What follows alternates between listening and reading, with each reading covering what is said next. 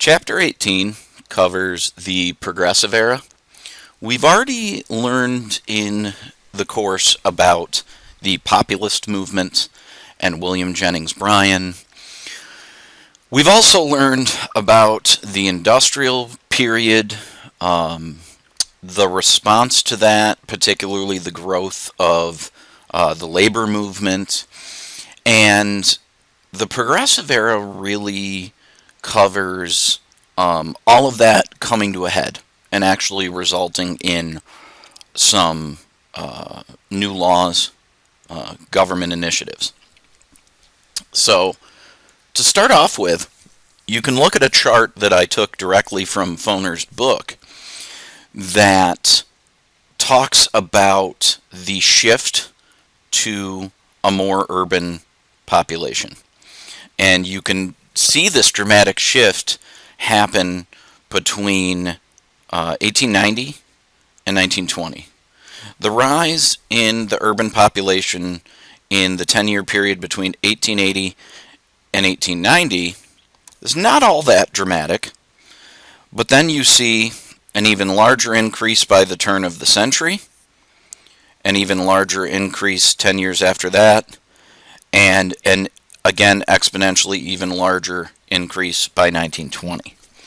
And also, cities with a 100,000 plus population also more than doubles from 1880 to 1920. One of the issues that we know from our previous study of the populist movement is with all the new technology in agriculture, there was an explosion in productivity, so more crops are being produced, but demand only grew at a normal rate. So when supply exploded and demand only grew at a normal rate, the prices for what was being produced agriculturally dropped. This harmed particularly small farms. Bonanza farms, the huge farms, could withstand those losses. The little guy could not. And so when the little guy gets foreclosed on, loses the farm, what do? They move to the city to seek industrial work. So that's one of the biggest factors. Obviously there's others, but one of the biggest factors, domestically speaking, is the loss of farms and moving to the city to look for industrial work after the loss of the farm. You also have an influx of immigrants. I already showed you this chart in a previous lecture. I'm putting it up for you again. You can review the differences between old immigrants to new immigrants. You can review the reasons why new immigrants would have a harder time assimilating, would also be discriminated against more frequently, and the reasons why. But since we've already done this to a good amount of detail, I'm going to skip over this slide to the next topic. Now, just to show, though, that part of the numbers we looked at in the previous slide is also influx of immigrants. It's not entirely farmers losing their farms and moving to the city. That is probably one of the largest domestic factors, but you also have the foreign factor of immigrants wanting to come to the United States for a better life. So, to start off with the progressive era, you first have to define what progressivism even means. And the terminology that the New York State Regents exam loves to use is the attempt to bring under control the problems created by industrial growth and urbanization. You can contrast some of the progressive ideas with the conservative view of laissez-faire economics, of government should be very minimally, if not at all, involved in the economy and regulating society. whereas progressives thought it was time to abandon this concept of laissez-faire, and they wanted laws and regulations that would stop unfair business practices and also protection for consumers and the general public from unpleasant effects of industrialism. And really, one of the biggest things that consumers and the general public are immediately concerned with in this time period are scams and or unsafe products, and we're going to come back to this in a little bit in the lecture. In this time period, you also have unions fighting for better wages and more fair hours. And there are a couple of Supreme Court cases that deal with this. I want you to notice, however, this shift in the labor movement during this time. When the labor movement first started, people were concerned with hours, but more so like what would be downright unsafe, to have somebody working for like 24 straight hours. And the other thing is safety, okay? Labor, early on in the labor movement, is concerned almost exclusively with safety. If people were using machines that would be dangerous without added safety equipment or personal protective equipment for the individual worker, that's really the top concern. And the Triangle Shirtwaist Factory fire, very famous, I'm sure you've learned about it before, was one of the linchpins to new laws and regulations concerning safety in the workplace. Once some of these safety things were addressed, however, better wages and then fair hours, not safe hours, not hours like, okay, I could probably work for 12, 14 hours and be safe and not be like falling asleep at my machine. But now you are looking at labor movements that want better wages, which is very much a new thing. Some states were even enacting the concept of a minimum wage, which we kind of take for granted as the way it is today. But then the shift from safe hours, so people wouldn't literally be so tired they were unsafe, to fair hours, which meant they should have some recreation time. They should be able to take what they are earning in the workplace and do something recreationally. Excuse me. And the shift here in the labor movement also brings us to a shift in what we have discussed in class throughout the course of the definition of liberty and freedom. Okay, that's a changing definition throughout American history. In the colonial period, in the early republic after the Revolution, in that period, really, access to land was the key to making a better life for yourself, and self-sufficiency and taking care of your family. And that's really the goal, is self-sufficiency in that time period. As time marches on and the economy changes after both the market revolution and industrial revolution, and people are wage earners, now a new definition in this time period of what liberty and freedom means has gone beyond just land and just property and just self-sufficiency to now recreation. If I can offer myself even just the littlest bit of recreation, I have authentic freedom and liberty. And that's a change compared to what we have discussed earlier in the course. So one of the first Supreme Court cases that addresses these better wages and fair hours in the labor movement is Lochner versus New York. New York State had passed a law, that said bakers, people who ran a bakery, could not work more than 10 hours a day and 60 hours a week. So meaning 6 10-hour days.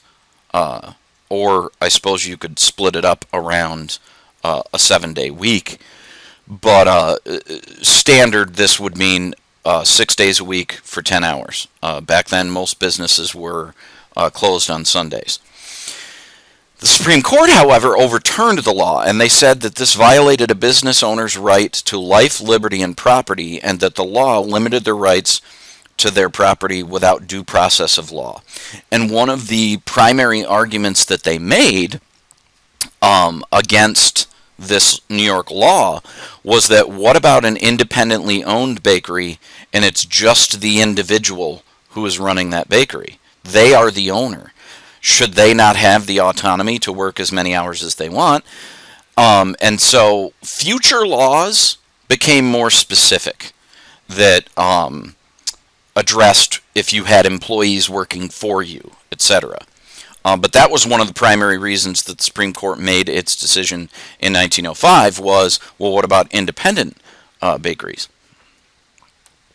Here's a political cartoon, however, that addresses the fact that the Supreme Court made their decision, and rather than being specific enough to say that, well, only under certain circumstances would this law be acceptable, they just downright ruled it unconstitutional. They didn't make any clarifications. And so people criticized the fact that some of the good that the law could have done was swept away by this decision, and that they could have been a little more specific about when the law could be acceptable and when it would be unacceptable. But long story short, this man is at the bakery, and he looks at the baker and says, "The Supreme Court thinks that your health is not affected by how many hours you work." And the man says, "Well, that notion seems pretty half-baked." It's obviously a joke. It's meant to be silly, but this political cartoon is meant to criticize this Lochner versus New York decision and how it was so sweeping rather than picking and choosing when it could be acceptable. Then you have Muller versus Oregon in 1908. So this is an Oregon law that provided women with a limitation on their work hours, 10 hours a day, in factories and laundries. Lawyer Louis Brandeis, who actually ends up becoming a Supreme Court justice, defended this law in front of the Supreme Court. And he convinced the court to uphold this law. Now, how did he pull this off when only a few years prior a similar law, it was more sweeping, it wasn't specific to women, but nonetheless, a very similar law had been struck down. And so he used scientific studies that were being done on the effects of long hours had on a woman's health. And this was enough to convince the court to side with him. And so this is a good first step in some of these fairer work hours. And the basis of this decision was the wording from Section 1 of the 14th Amendment, "Nor shall any state deprive any person of life, liberty, or property without due process of law." And by making someone work in what had been proven by Louis Brandeis in this court case to be unsafe conditions, was denying them of life. Not obviously killing someone and denying them their life, but denying them their quality of life. And here's a photograph of Louis Brandeis after he became an associate justice on the Supreme Court. He served 23 years on the court, appointed by President Woodrow Wilson in 1916. And he really was considered to be a major figure in the progressive movement because of his arguments in Muller versus Oregon. And obviously it earned him the respect to be appointed to the Supreme Court. You have a growing middle class in this time period. You got to take the good with the bad. You could criticize the bad, but sometimes there is good to identify. And one of the goods that came out of one of the benefits that came out of the industrial period was a growing middle class. People who were finding a way to earn enough money to have a little recreation, etc. And part of this is the penny press. So progressives had the support of the working class, they also needed the support of the middle class to advance their agenda. And so, how do you, and this is true of politics today. You have the rich, you have the people living in poverty. There's a very large middle class in the United States that if you don't convince them politically of your agenda, then politically you're probably dead. And so, how did the progressives reach the middle class, and not only those in the working class and those in poverty? The best way to reach them was to utilize the newspaper media. Okay, the penny press. It was a very, very inexpensive way to consume the news. Provide yourself a bit of relaxing time to sit and read the newspaper after work. And most people in the middle class are literate. And remember, however, that you also have yellow journalism. So some of these progressive ideas are being sold to people in a sensationalized way. So it's a double-edged sword. So even though there is a benefit to having residual income being from the middle class, and even though the penny press was super affordable, sometimes you had ideas being pushed upon you. And many famous authors from this time period, not just people writing in newspapers, many famous authors became known as muckrakers, and this is an important vocab term to know in the course. And muckrakers were those who kind of like exposed corruption and bad doing. So digging up dirt, thinking of the term rake, about dirty politics, so there's the muck part, were nicknamed muckrakers by Teddy Roosevelt when he was president. A few of the most popular muckraker books: Lincoln Steffen's Shame of the Cities. And this was about the corrupt politics of the cities. You had always had, if you remember, for quite a while now, Jacob Riis's How the Other Half Lives. And that addressed urban poverty. But now you had Lincoln Steffens talking about, well, yes, you have urban poverty, which is awful, but part of the reason you have urban poverty is because of the corrupt politics. Perhaps with reasonable politics, you would have some of these people living in poverty having their issues addressed by a more reasonable leadership. But there's so much corruption in city governments. And unfortunately, I don't want to be a Debbie Downer, but a lot of these issues still exist today. Corruption in politics. Ida Tarbell wrote a history of the Standard Oil Company, and she had a father who worked for Standard Oil, and seeing how he was treated by Standard Oil and how he ended up killing himself. She blamed a lot of that on the miserable life he lived working for Standard Oil, and she blamed that miserable life on monopolist business practices. And again, we've already discussed what a monopoly is. Standard Oil is probably one of the most famous examples of a monopoly. So Ida Tarbell writes this book to bring attention to the need to regulate monopolist business practices. Then you have probably the single most famous muckraker who found immediate success in his publication. Upton Sinclair wrote The Jungle. And The Jungle exposed the disgusting conditions in the meatpacking industry. And oddly enough, Upton Sinclair, who identified himself as a socialist, was actually advocating for political reform and moving more in a socialist direction. And his famous quote actually is, "I was aiming for the hearts of Americans with my book, and I hit them in the stomachs." So Americans were not all that interested in his push for political change, but they were very disgusted by the conditions he was describing in the meatpacking industry. And with these disgusting conditions came a couple of laws.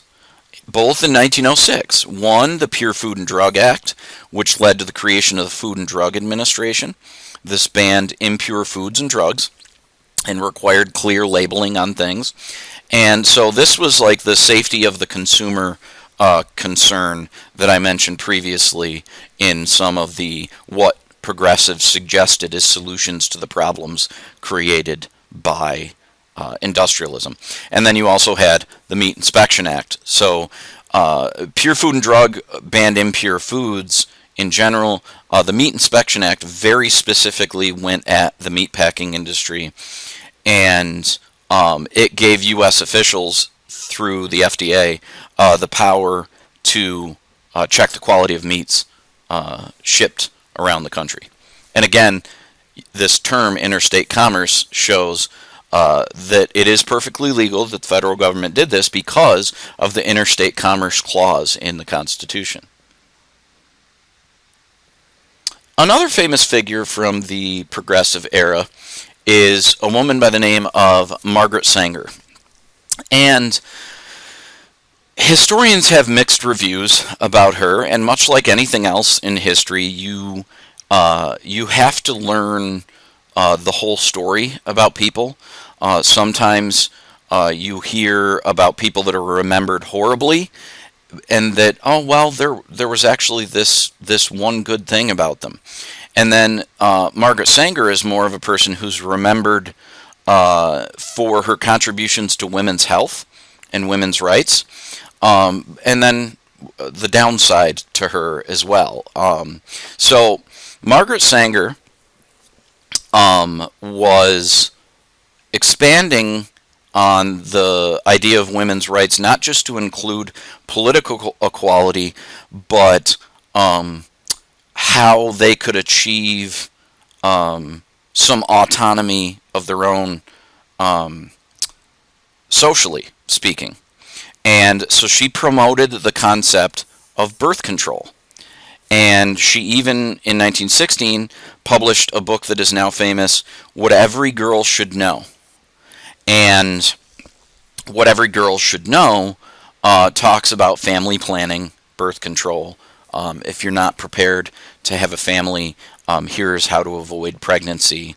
And yes, even elimination of pregnancy via abortion. And that's probably the hinge point of her remembrance historically. Some people that support her efforts for women's health and birth control will remember her very fondly, and then there's others who are extremely anti-abortion who will remember her very poorly, almost as if she was a murderer. Another element about her that people will exploit to try to justify only negative attention towards Margaret Sanger is that she was rather racist. She actually talked about how she wanted to do everything she could to exterminate the Negro population, and she would speak before the Ku Klux Klan. And as bad as that is, it is a good example of someone who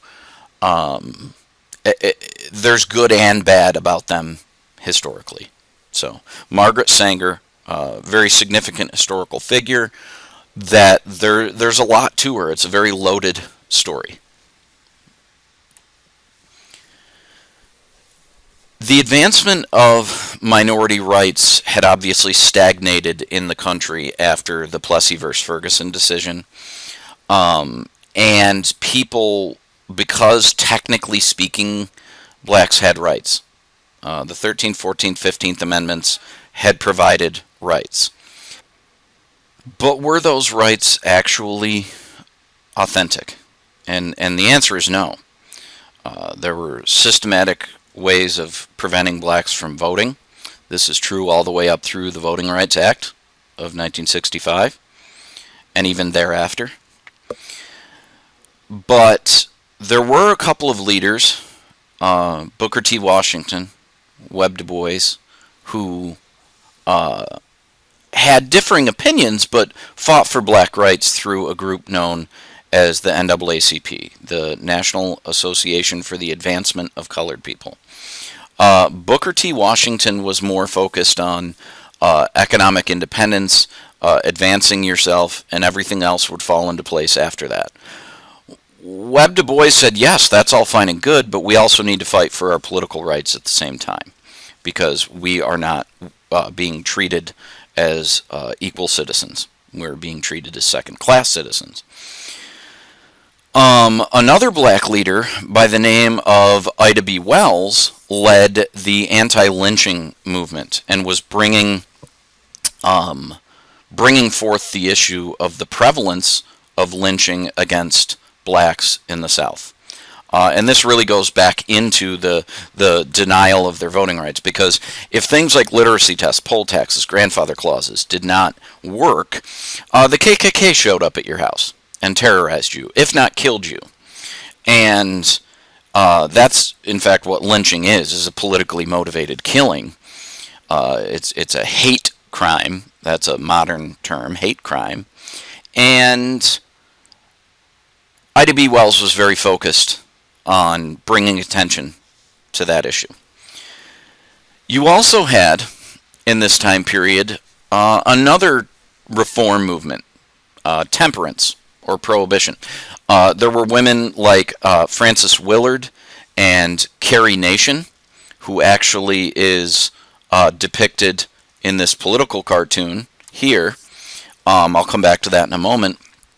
They wanted alcohol to be outlawed altogether.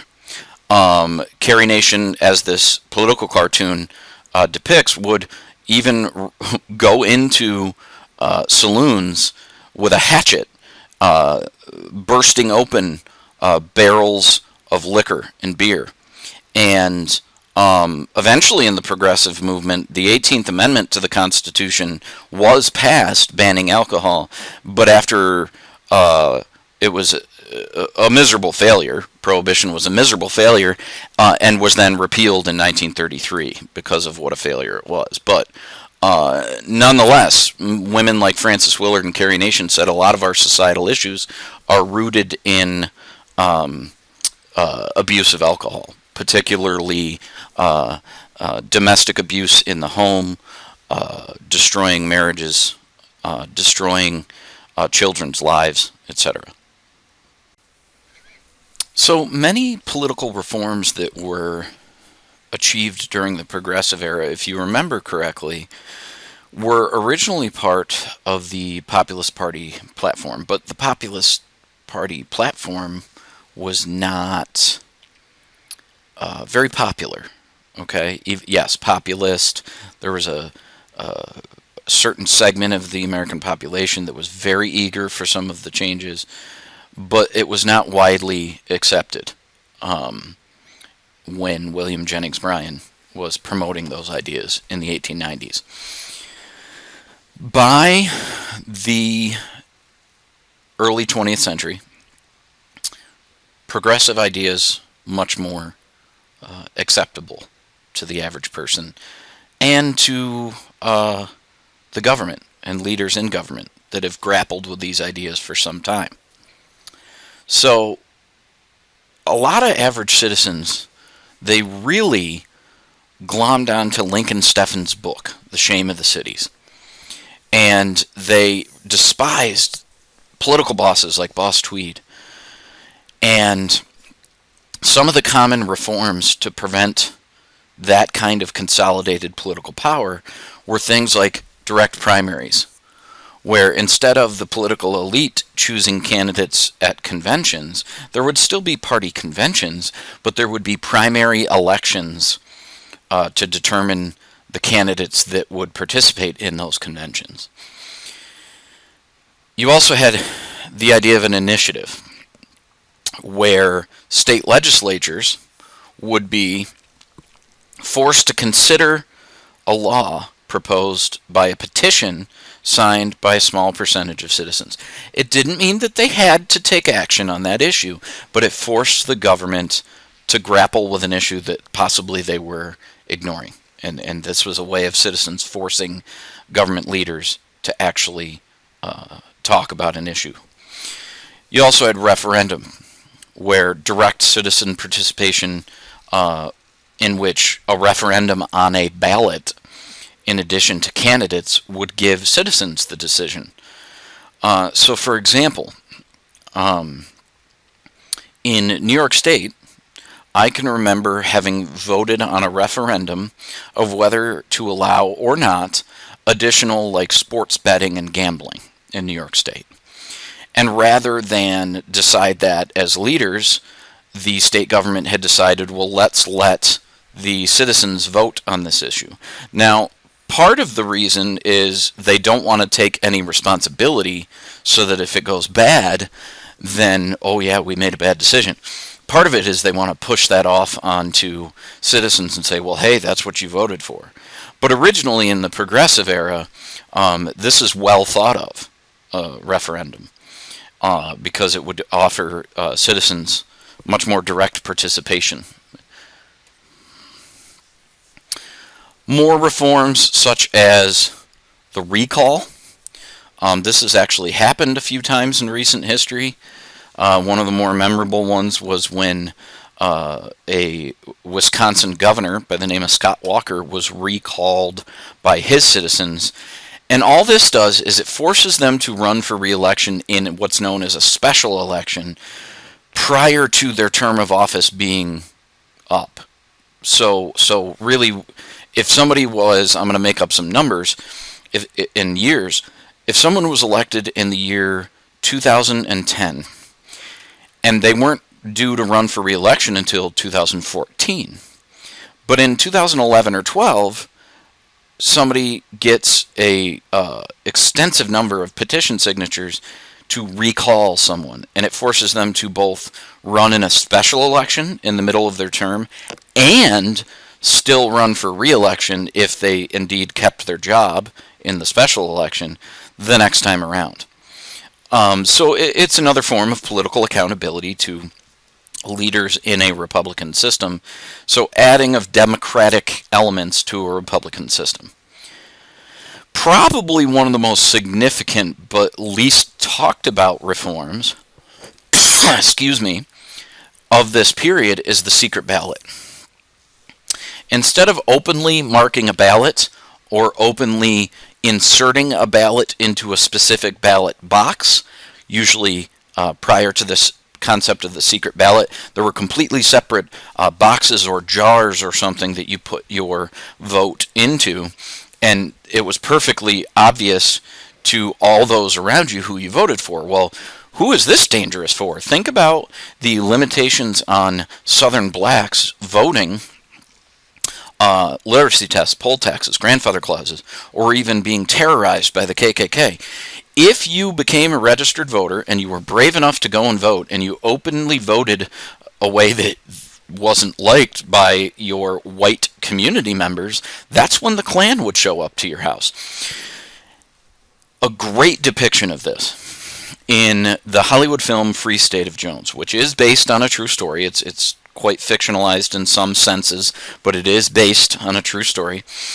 And there's a depiction of an election after the Civil War had concluded, and it's an open ballot where ballots are being dropped in a jar for specific candidates.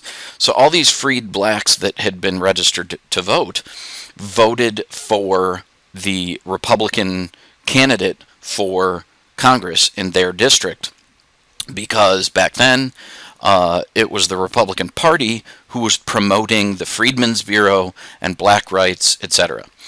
And there were very few ballots. The few whites who were showing up, the community in which this election was taking place was predominantly black.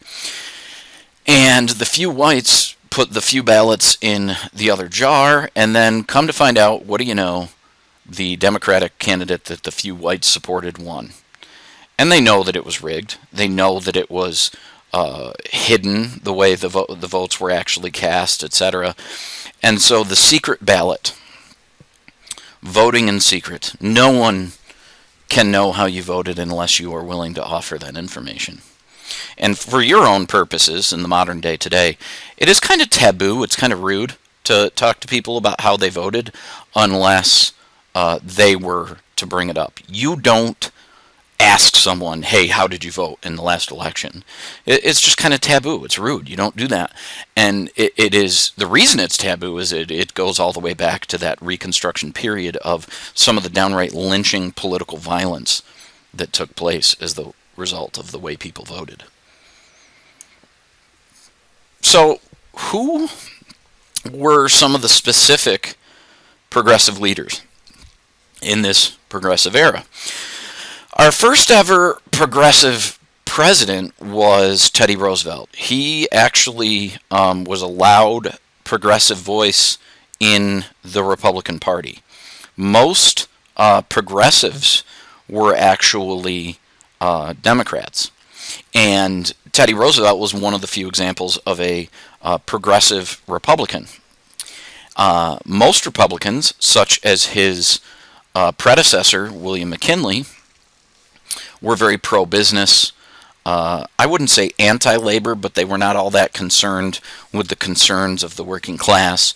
They were more concerned about economic growth and continuing that economic growth, which meant supporting business more so than labor.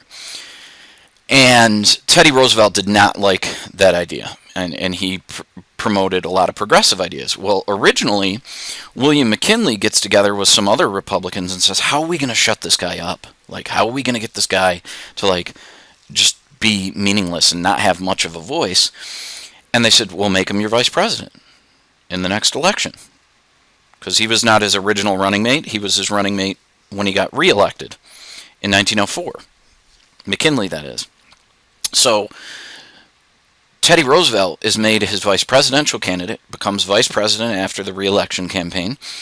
And the reason for that is, really, other than breaking tie votes in the Senate, the vice president does not have a whole lot of responsibility, does not have a whole lot of power. So they think they're hiding him. Well, then McKinley gets assassinated. Okay? Assassinated. And I misspoke before, by the way. McKinley was reelected in 1900, not in 1904. In 1904, that was Teddy Roosevelt's reelection campaign after succeeding McKinley. So when Roosevelt becomes president, the man they were trying to hide is now a progressive leader, and he becomes known as the trust buster because he put pressure on what he referred to as bad trusts, but then allowed other trusts that acted more responsibly, those he labeled good trusts, to operate freely. So he really pick and chose, and he had good judgment. People saw that he had good judgment, so that's why they loved him so much. That's why he was a very popular leader, was because he didn't really play favorites like some politicians do. He legitimately went after monopolies and then other trusts that were very large and whatnot, but if they operated responsibly. So, for example, like when Henry Ford drastically raised wages in his auto plants to keep workers working for him rather than switching jobs to a competitor, etc. He saw that as responsible business behavior, and therefore would allow that kind of a trust to operate freely. So what are some law examples, what legal examples of what happened during his presidency? Well, you had the Elkins Act and Hepburn Act, which you probably wouldn't be asked very specifically about, but they addressed the railroad industry. The Elkins Act punished railroads that provided special discounts in the form of rebates to favored customers. If you remember, that's how John D. Rockefeller was able to consolidate power in the oil industry, was to get sweetheart deals from the railroad industry to transport his oil. And then, actually, and this is well depicted in that History Channel docudrama, actually, The Men Who Built America, once he got what he needed and wanted from the railroads and he didn't need them anymore, he bought up land and built his own pipelines to then circumvent the already discounted rebated rates that he was getting from the railroads. He was a ruthless businessman. You also had the Hepburn Act a few years later.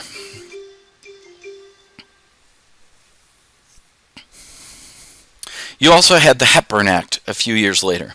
This allowed the Interstate Commerce Commission to fix the rates that railroads charged for their services, and it restricted free passes to politicians or business owners, again, preventing the corrupt backroom dealing that was going on. And then what we've already mentioned once, Pure Food and Drug Act, Meat Inspection Act, and that goes back to the story of Upton Sinclair and the jungle.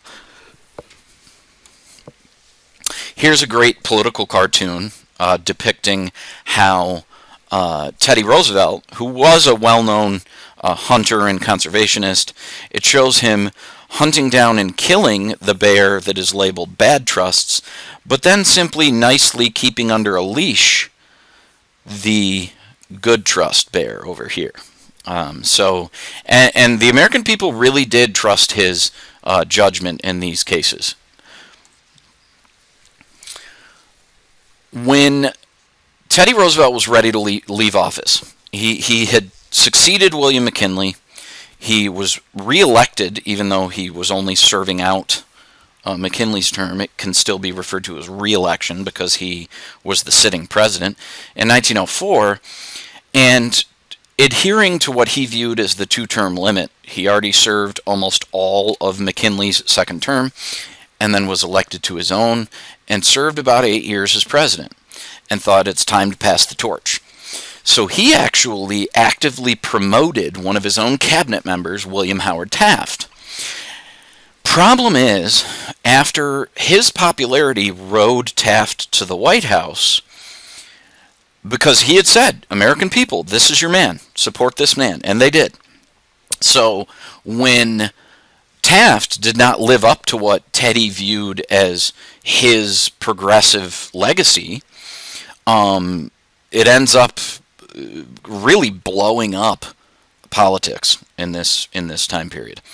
And how did this happen? Well, Taft is, first of all, because there's two big reasons why Roosevelt strongly disapproved of Taft's tenure as president, was Taft was resistant to lower tariff rates, and he didn't want to lower these tariff rates as much as progressives wanted him to. Progressives wanted him to lower them even more. They wanted him to promote a graduated income tax.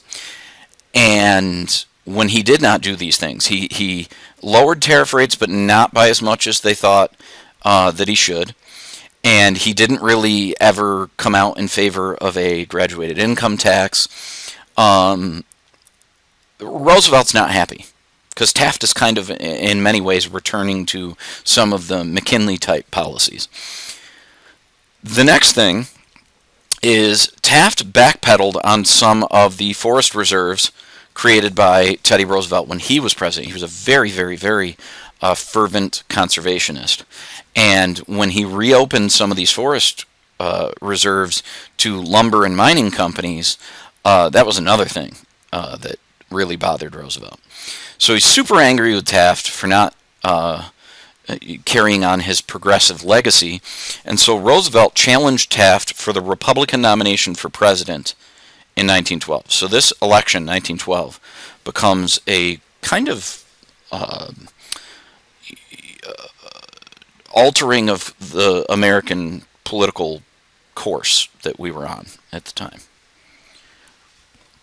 So you can see the outcome of the election of 1912. The Democratic candidate, Woodrow Wilson, who is now very, very well known, had he not become president of the United States, a ton of people would never have heard of Woodrow Wilson.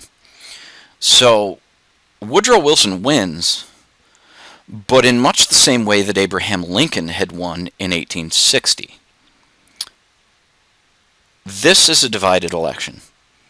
You have the Democratic candidate, you have the Republican candidate. Taft did manage to beat Roosevelt in the Republican primary. However, Roosevelt said, I'm still not done. I can't let this man become a re-elected president.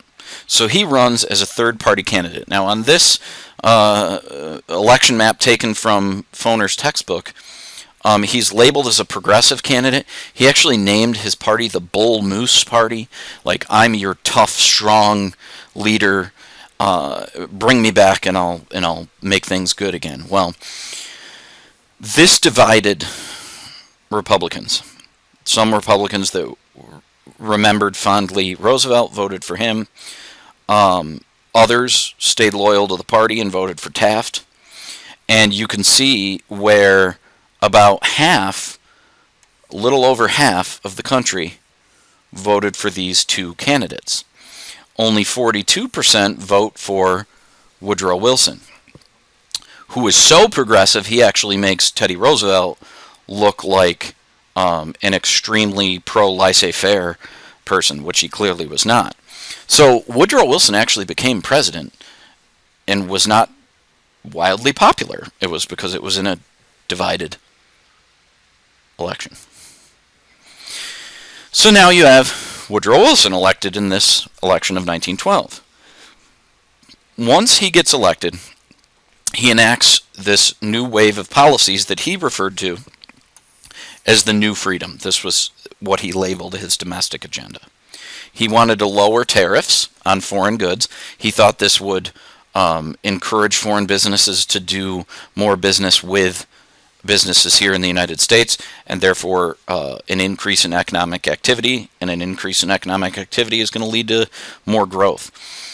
He wanted more regulation on business to kind of put a stop to, or at least bring some control to corruption in business. And he wanted reforming of the banking system. He wanted to regulate the monetary system. And these were things that prior to his election to president were not all that popular among the American people. They still were not all that popular under the American people. But this divided election brings him to the presidency. And some of the same anti-Republican Party sentiment that Teddy Roosevelt brought to the presidential election also elected more and more Democrats to the Congress. So he had a cooperative Congress to work with as well. So they're able to achieve some of these agenda items that they might not have otherwise been able to achieve had the Republican Party not been like competing amongst itself. So shortly after taking office, the Underwood tariff in 1913 cut the tariff rate by the largest percentage in decades. And this is business taxation, not on individuals. Now, it also helped establish the income tax. It's more remembered for the establishment of the income tax to make up for the lost revenue of lower tariffs.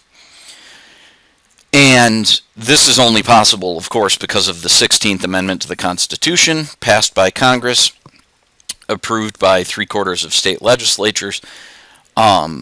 This set rates at 1% up to an income of $20,000, which is actually quite a lot back then.